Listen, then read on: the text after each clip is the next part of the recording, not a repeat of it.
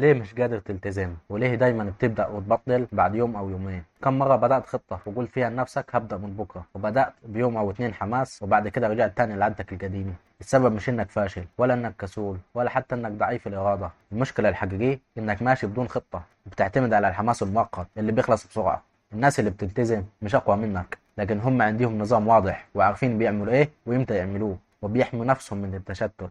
الالتزام مش حظ، الالتزام مهارة، والمهارة دي ليها خطوات واضحة، لو مشيت عليه هتتغير حياتك فعلا.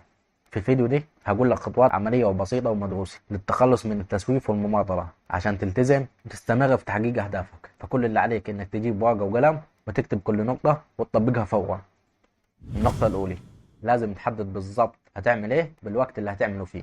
أكتر سبب بيخلينا نأجل ونكسل إننا بنسيب خطتنا مبهمة وغير واضحة وغامضة، زي مثلا لما تقول لنفسك هذاكر بكرة أو هبدأ تمارين بكرة أو هشتغل على نفسي. الجمل دي بتضحك على دماغك، عقلك مش هيتحرك من مكانه إلا لما يسمع حاجة واضحة فيها إيه وإمتى وقد إيه.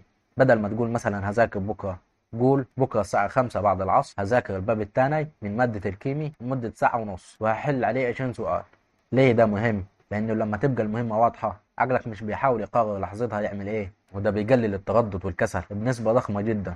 فكل يوم من بالليل افتح دفتر صغير أو تطبيق الملاحظات حتى على الموبايل واكتب هتعمل إيه بكرة بالظبط وإمتى هتعمله. مثلا من الساعة 6 ل 7 الصبح هصلي صلاة الفجر وبعدها هقرأ 5 صفحات قرآن. ومن 7 ل 8 ونص هذاكر محاضرة الإحياء الأولي وأحل عليها 20 سؤال. من 8 ونص ل 9 هتمرن 5 تمارين منزلية بسيطة. الساعة 10 فطار وراحة، وهكذا. نظامك الواضح ده بيخليك انت تسوق يومك، مش يومك هو اللي بيسوقك. النقطة الثانية، لازم نقول له الحاجات كتير. أكتر خطأ بيوقع الناس في الفشل هو إنهم بيحاولوا يعملوا كل حاجة في نفس الوقت، وده مستحيل. لازم تفهم إنك كل ما وافقت على حاجة فأنت بترفض حاجة تانية من غير ما تحس. لو عايز تركز في المذاكرة والجيم والشغل وتطور نفسك، ما ينفعش تخرج كل يوم مع أصحابك أو تفضل قاعد بالساعات على السوشيال ميديا وتقول في الآخر أنا مش عارف ألتزم. الناس الناجحين مش بيعملوا كل حاجة، لكن بيختاروا أهم حاجة يعملوها. لو فعلا عايز تلتزم لازم تتعلم تقول لا حتى لو كانت صعبة.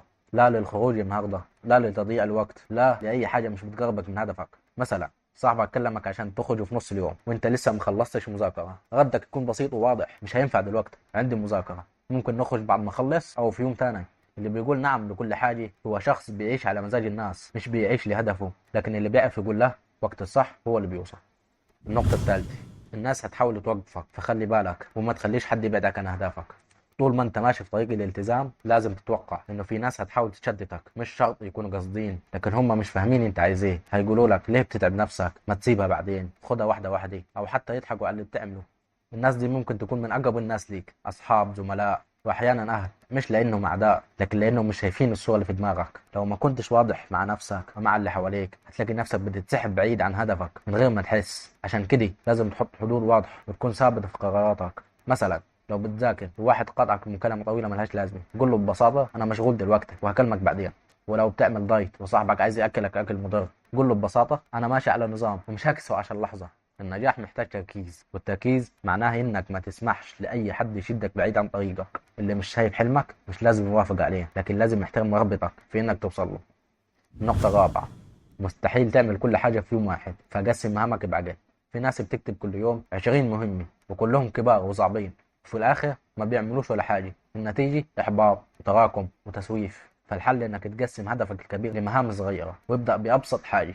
كل مرة تخلص خطوة صغيرة عقلك بياخد دفعة نفسية تكمل اللي بعدها. مثلا بدل ما تقول هخلص المنهج كله قبل الامتحان، قول أو اكتب هراجع الفصل الأول يوم الأحد وهراجع الفصل الثاني يوم الاثنين وهحل تمارين الفصلين يوم الثلاث، وهكذا.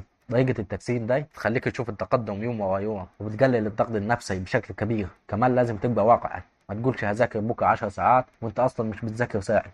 ابدأ بنص ساعة بعد كده زود تدريجيا. النجاح مش انك تخلص كتير، النجاح هو انك تخلص اللي عليك باستمرار. النقطة الخامسة، تخلي تنفيذ المهمة أو الهدف اليومي سهل. في كتير من الأوقات بنأجل المهمة مش لأنها صعبة، لكن لأن بدايتها تقيلة. عقلك بيربط البداية بالإجهاد فبيكسل. والحل سهل البداية وخلي المهمة جذابة وسريعة في أول خطوة. يعني بدل ما تبدأ مذاكرة إنك تدور على الكتاب وتحضر الأدوات وتروج المكتب، خلي كل حاجة جاهزة من الليلة اللي قبلها: الورق والأقلام والكتاب. مثلا لو ناوي تذاكر حاجة محددة بكرة، حضر الكتاب وافتحه على أول صفحة هتبدأ منها، وجهز الورق والأقلام على المكتب، واقفل موبايلك أو حطه بعيد. الهدف انك تصحى تبدا من غير اي تفكير او تحضير، مجرد ما تقعد بس وتبدا عقلك بيدخل في الحاله الذهنيه المطلوبه وبتكمل. نفس الكلام بينطبق على التمارين. لو ناوي تتمرن الصبح حضر لبس التمارين من بالليل، خلي البدايه سهله عشان تضمن انك تبدا فعلا. المفتاح هنا وانك تقفل كل ابواب التشتت والتاجيل وتخلي اول خطوه دايما سهله وسريعه. النقطه السادسه، اعمل لنفسك روتين ثابت تمشي عليه كل يوم. الروتين مش بيقتل الحريه، بالعكس الروتين هو اللي بيوفر لك وقت وراحه ذهنيه. كل ما كان يومك متوقع ومنظم كل ما قل التردد وزاد الالتزام. روتينك مش لازم يكون معقد، ممكن يكون بسيط جدا لكن ثابت.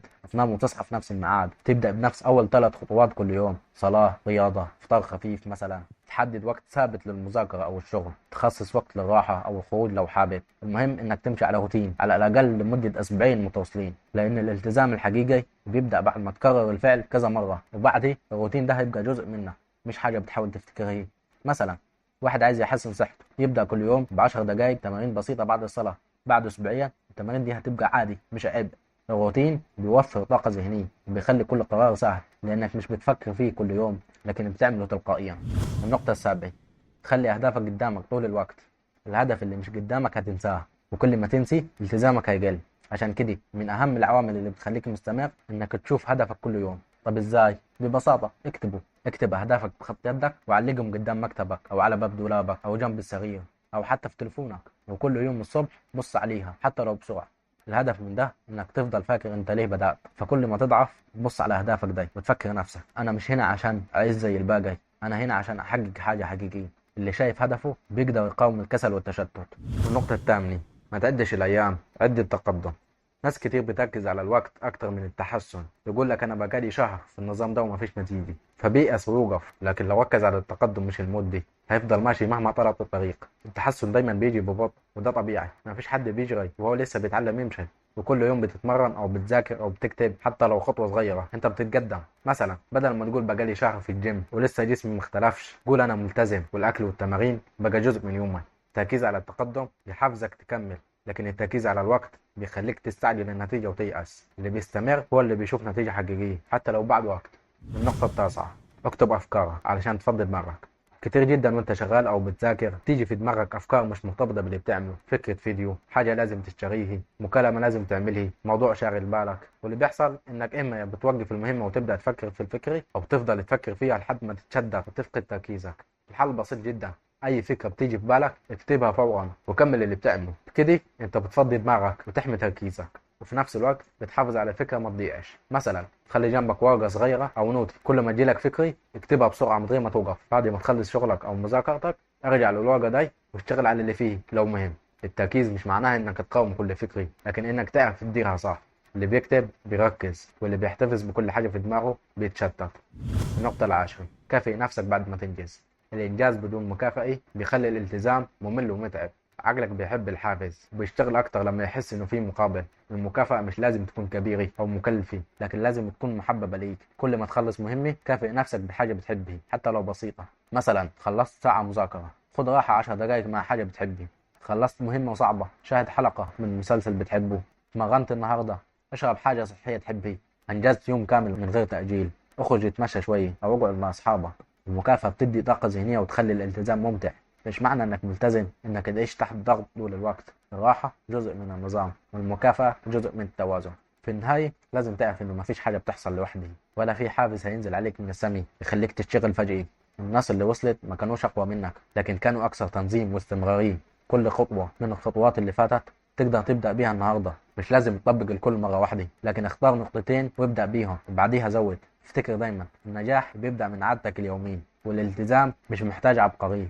اللي بيستمر هو اللي بيوصل. ابدأ دلوقتي حتى لو بخطوة صغيرة وكمل عليها كل يوم. بس كده، ما تنساش تشارك الفيديو ده مع غيرك واعمل لايك لأنه بيساعد على نشر الفيديو، واشترك في القناة عشان يوصلك كل جديد إن شاء الله، لأنه كما قال رسول الله صلى الله عليه وسلم الدال على خير كفاعله. السلام عليكم.